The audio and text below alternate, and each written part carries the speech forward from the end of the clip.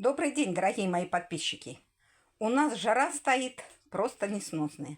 Приготовила вот квасок. Будем кушать. А вот такой. Здесь у меня яйцо, лук, укроп, мясушка. Так, что еще забыла сказать? Редисочка, огурчик. Все это я натерла на крупной терке, чтобы было вкусно нам. Вот такой у меня будет сейчас ужин. Мои хорошие, жара, жара, жара. А у меня здесь стоит работа. Лучок мне надо переработать. Буду нарезать лук и укладывать в зип-пакетики, чтобы зимой есть мне лук свежий, мои хорошие. Всем приятного аппетита, кто сейчас кушает. И пока-пока, мои дорогие.